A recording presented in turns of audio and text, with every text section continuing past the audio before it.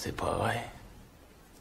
Si vous voulez lire un vrai livre d'histoire, lisez Howard Zinn, Histoire populaire des États-Unis. C'est un bouquin qui va vraiment vous laisser sur le cul. Plus que celui de Chomsky sur le complexe industriel, c'est quoi un bon livre pour toi? Les mecs comme vous, moi, j'en reviens pas. Vous dépensez tout votre fric pour vous entourer de plein de putains de livres qui font chic, seulement c'est jamais les bons. Et c'est quoi un putain de bon livre, Will? Eh ben, c'est le bouquin qui vous décoiffe. Ah oui. Bonjour à tous et à toutes, bienvenue sur la chaîne YouTube de Martin Eden et on va continuer la lecture de la deuxième partie du livre de Daniel Guérin avec la nécessité de l'organisation. L'anarchisme ne se veut point synonyme de désorganisation. Proudhon a été le premier à proclamer que l'anarchie n'est pas le désordre, mais l'ordre. Quel est l'ordre naturel par opposition à l'ordre artificiel imposé d'en haut? Quelle est l'unité vraie par rapport à la fausse unité qu'engendre la contrainte? Une société de ce genre pense, parle, agit comme un homme, et cela précisément parce qu'elle n'est plus représentée par un homme, parce qu'elle ne reconnaît plus d'autorité personnelle, parce qu'en elle, comme en tout être organisé et vivant, comme dans l'infini de Pascal, le centre est partout, la circonférence nulle part. L'anarchie est la société organisée vivante, le plus haut degré de la liberté et d'ordre auquel l'humanité puisse parvenir. Si certains anarchistes ont pu penser autrement, l'italien Enrico Malatesta les rappelle à l'ordre. Croyant, sous l'influence de l'éducation autoritaire reçue, que l'autorité est l'âme de l'organisation sociale, pour combattre celle-là, ils ont combattu et nié celle-ci.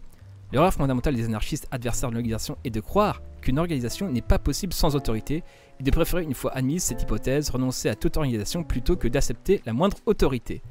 Si nous croyons qu'il ne pourrait pas y avoir d'organisation sans autorité, nous serions des autoritaires, parce que nous préférerions encore l'autorité qui entrave et rend triste la vie à la désorganisation qui la rend impossible.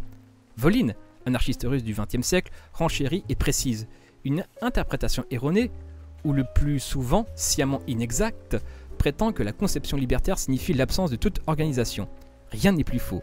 Il s'agit non pas d'organisation ou de non-organisation, mais de deux principes différents d'organisation.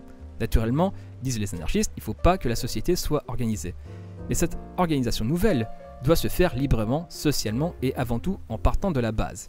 Le principe d'organisation doit sortir non d'un centre créé d'avance pour accaparer l'ensemble et s'imposer à lui, mais qui est, ce qui est exactement le contraire, de tous les points pour aboutir à des nœuds de coordination, centre naturel destiné à desservir tous ces points.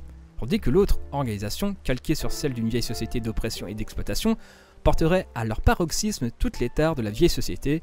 Elle ne pourrait se maintenir autrement qu'à l'aide d'un nouvel artifice. En fait, les anarchistes ne sont pas seulement les partisans de la véritable organisation, mais, comme en conviendrait Henri Lefebvre dans un ouvrage sur la commune, des organisateurs de tout premier ordre. Cependant, le philosophe croit apercevoir là une contradiction. Contradiction assez étonnante, observe-t-il, que l'on retrouve dans l'histoire du mouvement ouvrier jusqu'à nos jours, et notamment en Espagne. Elle ne peut étonner que ceux qui, les libertaires, sont a priori des désorganisateurs. Enfin voilà, c'était la question de la nécessité de l'organisation. C'était assez court, c'est pour ça que je vais enregistrer 2 vidéos pour le jour de la publication.